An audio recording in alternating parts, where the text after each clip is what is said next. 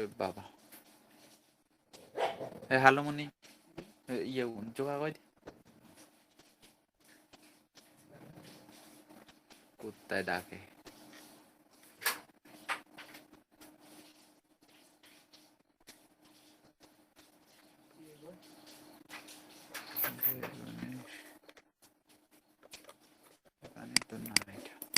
আচ্ছা, সমস্যা নাই। দেখেন, আপাতত মাইক্রোফোনগুলো মিউট রাখেন। আমি আপনাদের গুগল সার্চ কনসোল এবং গুগল অ্যানালাইটিক্স যেটা স্কিপ করা হয়েছে অন পেজের ক্লাসে, ওইটা নিয়ে আমি একটা কথা বলি। গুগল সার্চ কনসোল একটি ওয়েবসাইটে আপনাদের বলছিলাম, আমরা ওয়েবসাইটটা রেডি হওয়ার পরে আমরা এই কাজগুলো করব বলছিলাম আপনাদের। গুগল সার্চ কনসোল এবং অ্যানালাইটিক্স কি আমাদের ওয়েবসাইট গুগলের সার্চ কনসোলের সাথে অ্যাড করা। তো এখন ওয়েবসাইটটা গুগলের সার্চ কনসোলের সাথে অ্যাড করলে যেটা হয়, গুগল যদি স্যার আমাদের তো আমাদের সাইটে ক্লাস হয়েছিল, ভিডিও এসইও ওটা রয়েছিল বাকি, আমরা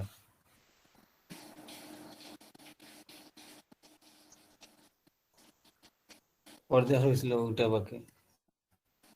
হ্যাঁ, ওইটা বাকি আছে, আমিও জানি। ওয়েবসাইটে সার্চ কনসোল এবং অ্যানালাইটিক্স আজকে অ্যাড করছি, এই জন্য যেটা স্কিপ করা হয়েছে ওইটা কভার করে দিতেছি।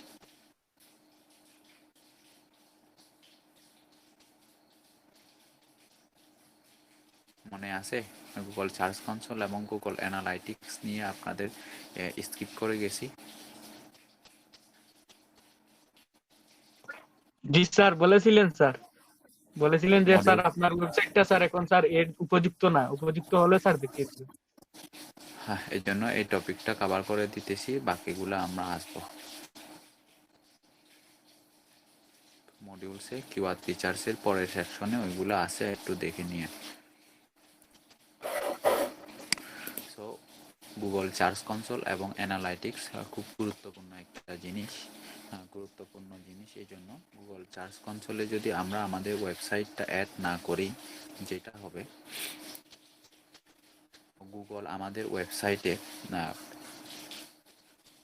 এরর পাচ্ছে কিনা, গুগলের কোনো নতুন আপডেট আসতেছে কিনা, আমাদের ওয়েবসাইট কোনো একটা কারণে পেনাল্টি খেতে পারে কিনা, এই ইনফরমেশনগুলা গুগল আমাদেরকে জানাবে গুগল অ্যানালাইটিক্সের মাধ্যমে, গুগল সার্চ কনসোলের মাধ্যমে।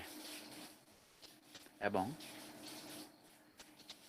আমাদের ওয়েবসাইটের কোনো লিঙ্ক যদি ইন্ডেক্স না হয়, বা গুগল অলরেডি চিনে একটা আর্টিকেলের লিঙ্ক, ওই আর্টিকেলটা ধরেন আপনি আপডেট করলেন, কোনো একটা ইনফরমেশন আপডেট করার কারণে গুগলের কাছে ওই আর্টিকেলটা আবার ইন্ডেক্সের জন্য আমাদের সাবমিট করতে হবে। মোট কথা হচ্ছে, গুগল সার্চ কনসোল একটি ওয়েবসাইটের সাথে কানেক্ট করা হয় এই জন্য যাহাতে আমরা গুগলের সাথে ডিরেক্ট আমরা যোগাযোগ করতে পারি। এই জন্য একটি ওয়েবসাইটে যদি সার্চ কনসোল অ্যাড করা না থাকে, তাহলে আপনি গুগলের নতুন কোনো ইনফরমেশন পাওয়া থেকে আপনি বঞ্চিত হবেন।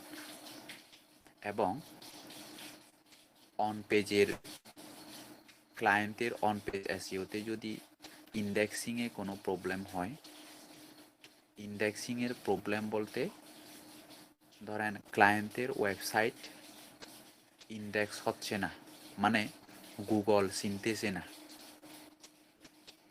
যেমন গত ক্লাসে তাসফিয়ার একটা কাজে ক্লায়েন্টের লিঙ্কটা ওইটা ইন্ডেক্স করা কিনা, মানে যে লিঙ্কটা দিছে ক্লায়েন্ট ওইটা গুগল চিনে কিনা আমরা চেক করছিলাম। যদি এরকম করে চেক করার পরে যদি গুগল না চিনে, তাহলে যেটা হবে, তাহলেও ক্লায়েন্টের গুগল সার্চ কনসোলের অ্যাক্সেস নিতে হবে আমাদের। মানে যে কারণে কি কারণে গুগল চিনতেছে না, তার জন্য আবার আমাদের ওই লিঙ্কটা কি করতে হবে, রিসাবমিট করতে হবে গুগলের কাছে। তো ওই জিনিসগুলো আমরা তখনই করতে পারবো যখনই প্রবলেম দেখা দিবে। তো এই সুবিধাগুলো পাওয়ার জন্য আমাদের একটি ওয়েবসাইট থাকলেই ওই ওয়েবসাইটটাকে গুগল সার্চ কনসোলের সাথে কানেক্ট করে নিতে হবে। আদারওয়াইজ আমরা গুগলের অন্য কোনো সুবিধা বুক করতে পারবো না। অথবা আমাদের সাইটে পেনাল্টি খাওয়ার সম্ভাবনা থাকলেও কোনো কিছু এরর যদি গুগল পেলেও ওইটা আমরা জানবো না, যার কারণে পরে যখন পেনাল্টি দিবে, সাইটটা যখন গুগল সার্চ ইঞ্জিন থেকে উধাও হয়ে যাবে, তারপরে আমরা বুঝতে পারবো, মানে কি অগতানুগতার পরেই আমরা বুঝতে পারবো তখন। যার কারণে গুগল সার্চ কনসোল হচ্ছে খুব গুরুত্বপূর্ণ একটা জিনিস। এখন গুগল সার্চ কনসোল আমরা কিভাবে অ্যাড করব, এটা একটু দেখে নেন।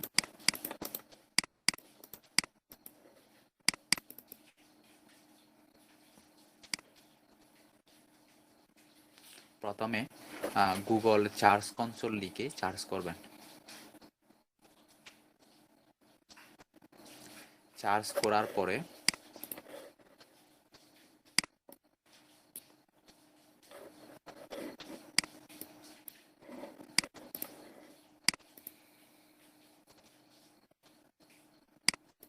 প্রথমে যেটা আসবে এটা গুগল সার্চ কনসোল টুল, এই জায়গায় ক্লিক করবেন।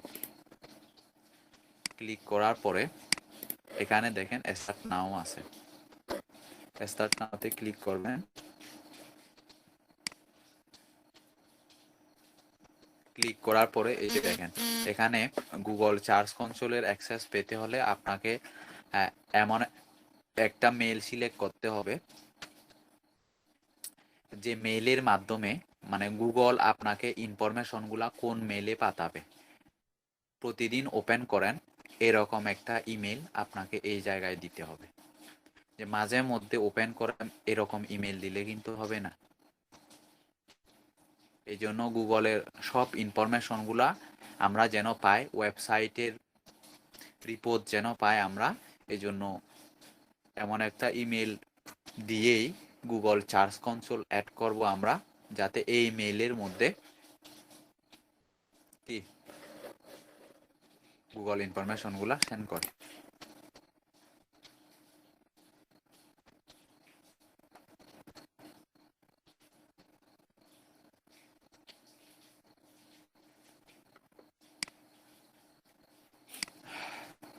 মেইল দিলাম, পাসওয়ার্ড দিলাম, তারপরে নেক্সট দিলাম। নেক্সট দেওয়ার পরে হ্যাঁ এই জায়গাটাতে একটু কথা বলতে হবে আমার।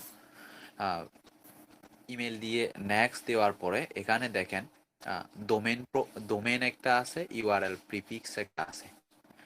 ডোমেন যেটা দেখতেছেন এটা হচ্ছে গুগলের নতুন একটা ফিচার, মানে গুগল কি করছে, নতুন একটা ফিচার অ্যাড করছে এখানে। আগে শুধুমাত্র ইউআরএল প্রিফিক্স ছিল।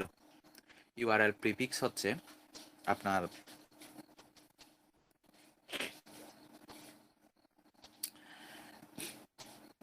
ওয়েবসাইটের লিঙ্কটাকে, মানে ক্যাটাগরি ওয়াইজ যে আলাদা আলাদা পেজ থাকে একটি ওয়েবসাইটে, ওইগুলা আলাদা আলাদাভাবে কি করা হতো, এই জায়গায় ইউআরএল প্রিফিক্সের মধ্যে ওই ক্যাটাগরিগুলা বা ওই আলাদা আলাদা পেজগুলা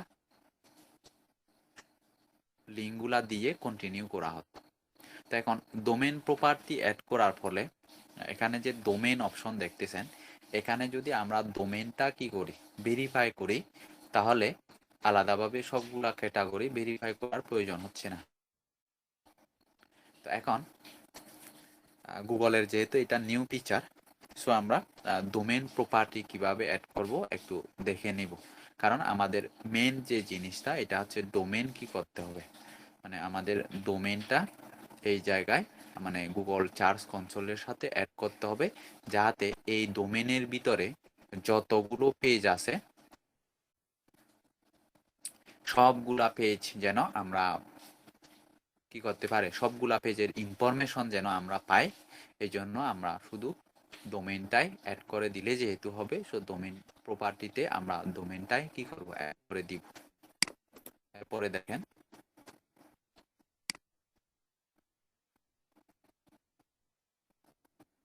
এটা কিন্তু গুগল সার্চ কনসোল অ্যাড করা মানে হচ্ছে ডিরেক্ট গুগলের সাথে সংযোগ স্থাপনের জন্য একটা কি রাস্তা তৈরি করে নেওয়া। গুগলের সাথে আমরা যাতে সংযোগ রাখতে পারি, গুগলের সাথে একটা লিংক স্থাপন করা।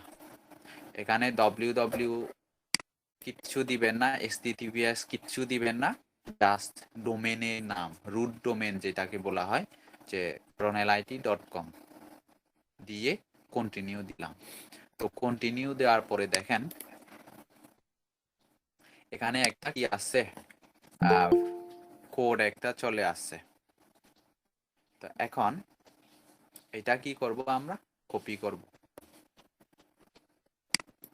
কপি করলাম, এই যে ওইখানে কপিতে ক্লিক করলে এই লিঙ্কটা পুরা কি হয়ে যাবে, কপি হয়ে যাবে। তো কপি করার পরে আমাদের সি প্যানেলে যেতে হবে। ডোমেন হোস্টিং কেনার সময় আমরা ডোমেন হোস্টিং প্রোভাইডার কোম্পানি থেকে যে সি প্যানেলের লিংক এবং ইউজার নেম এবং পাসওয়ার্ড পাই ইমেলে, ওই সি প্যানেলের লিংকে ঢুকে ইউজার নেম পাসওয়ার্ড দিয়ে আমাদের সি প্যানেলে ঢুকতে হবে। সি প্যানেলে ঢুকার পরে এবার দেখেন কি করতে হবে,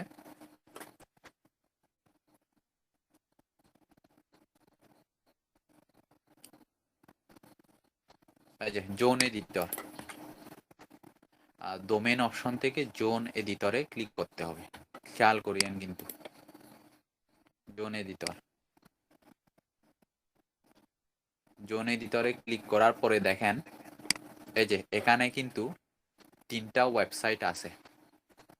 আপনারা যখন আপনাদের নিজেদের ওয়েবসাইট করবেন তখন কিন্তু একটাই ওয়েবসাইট থাকবে এখানে, সি প্যানেল। এখানে কিন্তু একটা হোস্টিং দিয়ে আমি 3টা ওয়েবসাইট কি ইউজ করতেছি, এই জন্য 3টা ডোমেন নেম দেখাচ্ছে। সো ক্লায়েন্টের, যে ক্লায়েন্টের কাজ করবেন ওই ক্লায়েন্টেরও এরকম থাকতে পারে, এবং ওই ক্লায়েন্টের কোন ডোমেনে আপনারা গুগল সার্চ কনসোল অ্যাড করতেছেন ওই ডোমেনটা মনে রাখবেন। তো এখন ronelIT.com যেটা দেখতেছেন ওইটার ম্যানেজ অপশনে যেতে হবে। মানে যে ডোমেনটা আমরা গুগল সার্চ কনসোলের সাথে অ্যাড করব ওই ডোমেনটা সিলেক্ট করে দিব।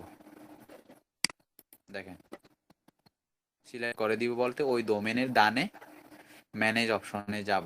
এই যে এটার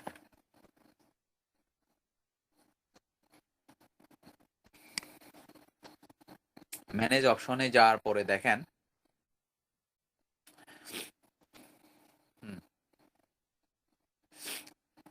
ডান দিকে দেখেন অ্যাড রেকর্ড। হ্যাঁ, এখানে অ্যাড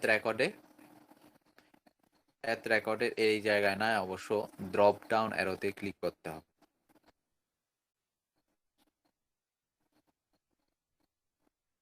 এটা ভুল জায়গায় ক্লিক করছে, এই জন্য এরকম হচ্ছে। এটা ক্লিক করতে হবে আপনার।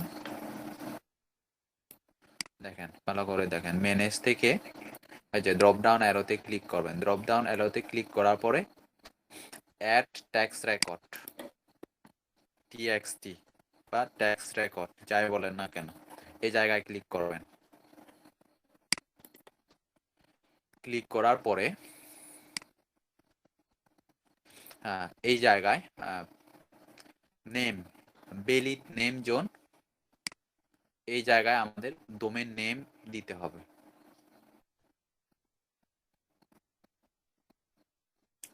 এরপরে রেকর্ডে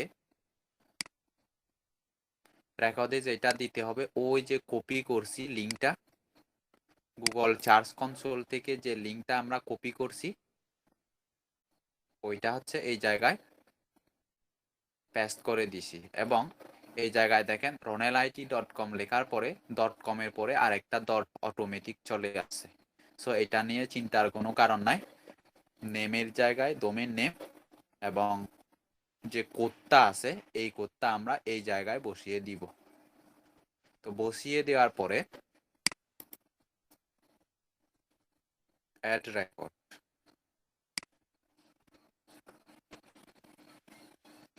দেখেন এই জায়গায় একটু খেয়াল করেন, এই যে success, you successfully added the following text record for ronelIT.com। তো এখন সাকসেসফুলি অ্যাড হয়ে গেছে। তো অ্যাড হওয়ার পরে যেটা করতে হবে, এই যে এই জায়গায় দেখেন এখানে কিছুক্ষণ ওয়েট করতে হবে, অথবা ওয়েট না করেও আমরা ভেরিফাই এই জায়গায় ক্লিক করতে পারবো। এখন দেখেন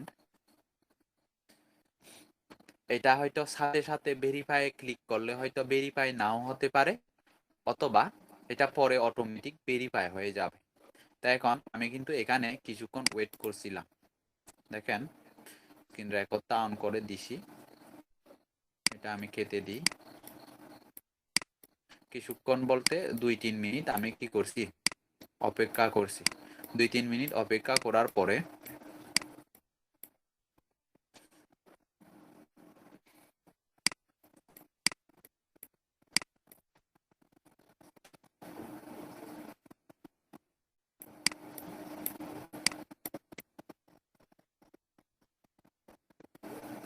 এই যে ভেরিফাই ক্লিক করলাম। ভেরিফাই ক্লিক করার পরে দেখেন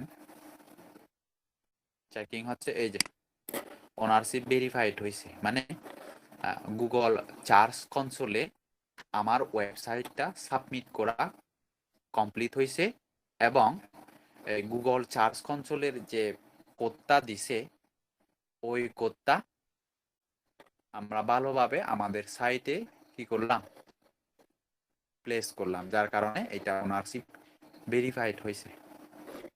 ভেরিফাইড হওয়ার পরে এটা শুরুতে আপনারা যদি কিছুক্ষণ অপেক্ষা না করে যদি সাথে সাথে ভেরিফাই করেন, তাহলে এই জায়গায় হয়তো ভেরিফাই এখনো হয় না এরকম কিছু দেখা যেতে পারে। তো এটা অটোমেটিক হবে, এটা চিন্তার কোনো কারণ নাই, কারণ যেহেতু আমরা সঠিকভাবে সঠিক ওয়েতে আমরা ভেরিফাই করতেছি, সো এটা কিছুক্ষণ টাইম গেলেও সাথে সাথে এটা ওনারশিপ ভেরিফাইড না হলেও চিন্তার কোনো কারণ নাই, এটা ভেরিফাইড হবে। তো গো টু প্রপার্টি, এটা নতুন অবস্থায় যেহেতু সো ওইভাবেই দেখাবে।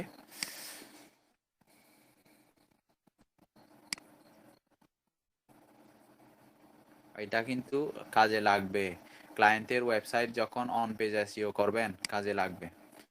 এখানে যে শুধু ইওস এসইও সেট আপ করে দিবেন বা শুধুমাত্র ইওস এসইওর যে কাজ করে দিতে হবে এটা না, এটার পাশাপাশি আপনাদের কিন্তু ফুল অন পেজের কাজও হাত দিতে হবে যদি ক্লায়েন্ট বলে। এবার এই যে দেখেন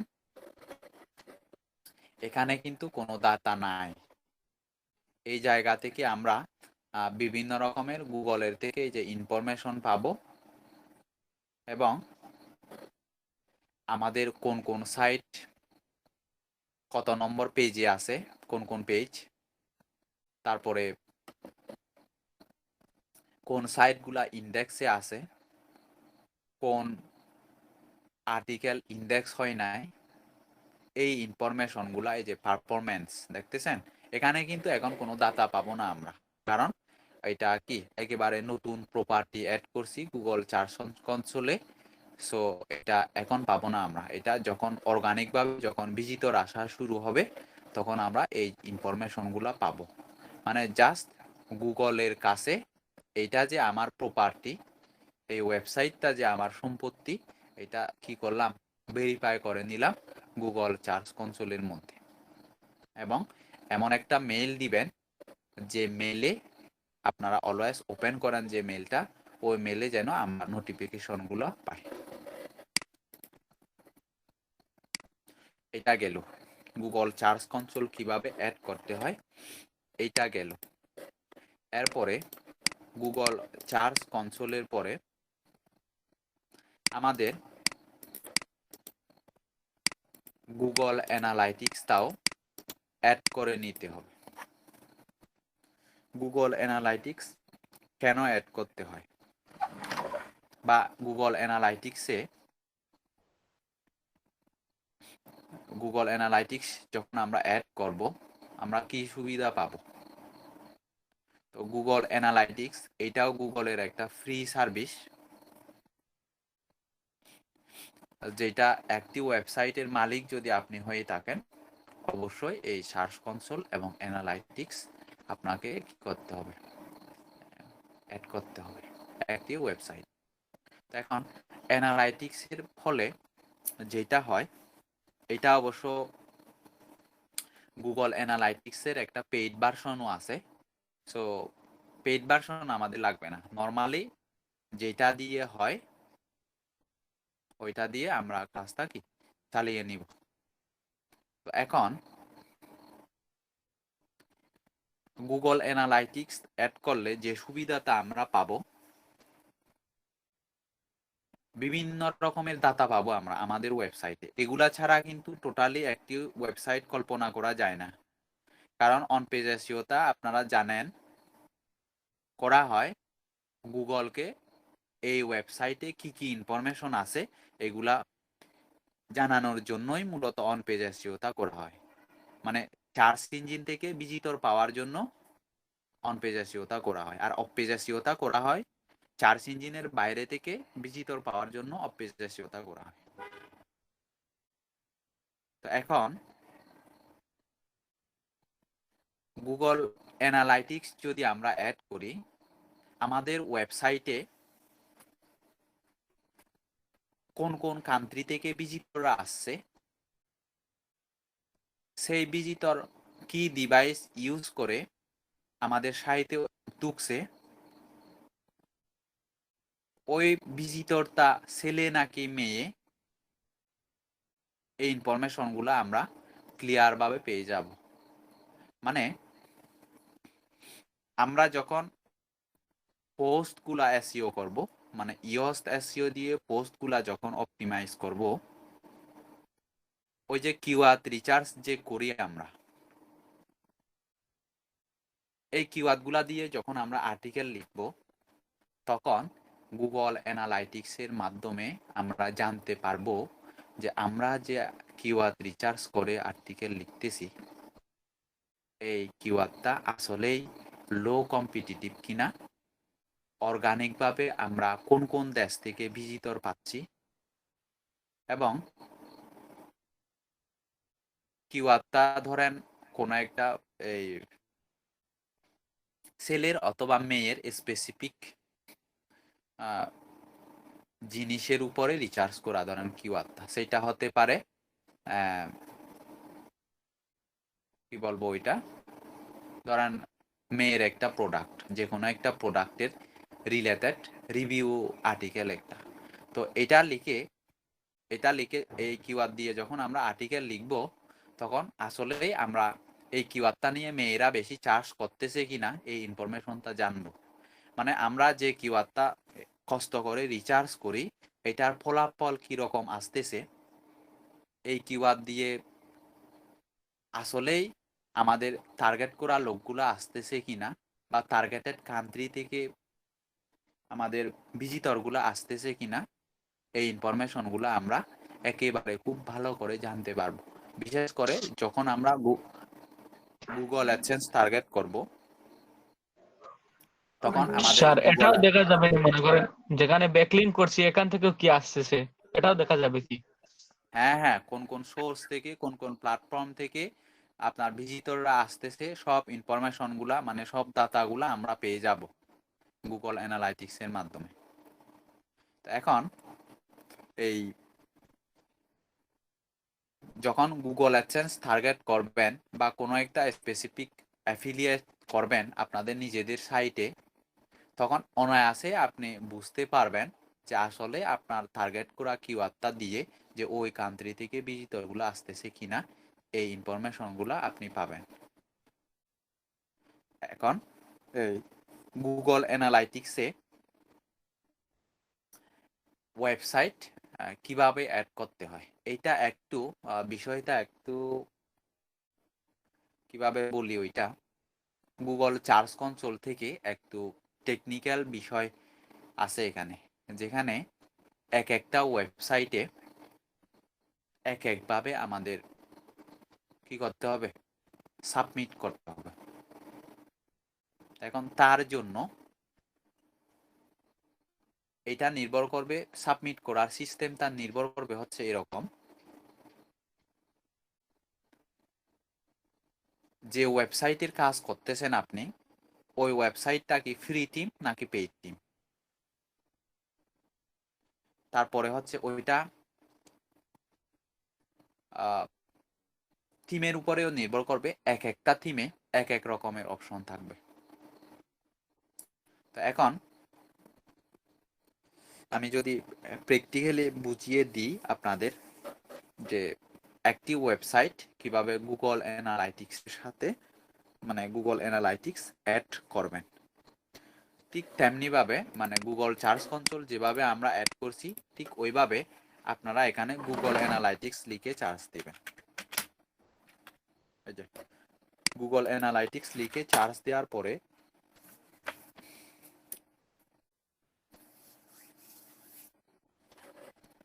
গুগল অ্যানালাইটিক্স পাবেন।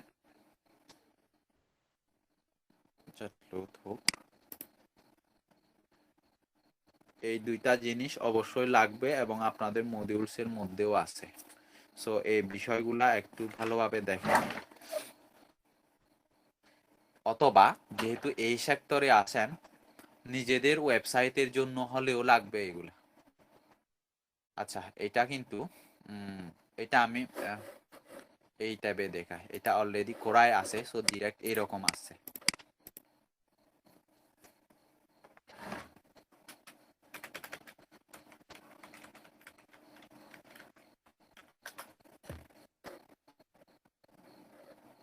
এটা কি লিখলাম,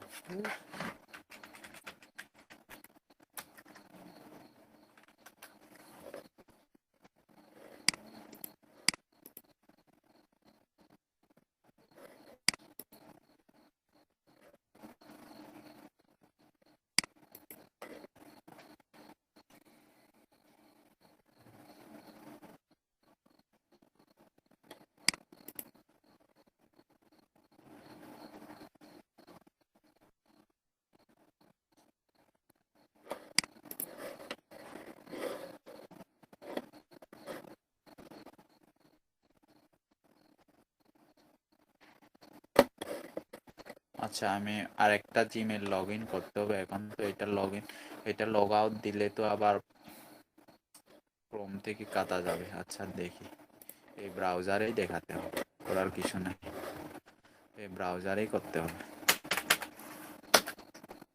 আচ্ছা আমি স্ক্রিনশট আউট করতেছি, আরেকটা জিমেল লগ ইন করতেছি আমি।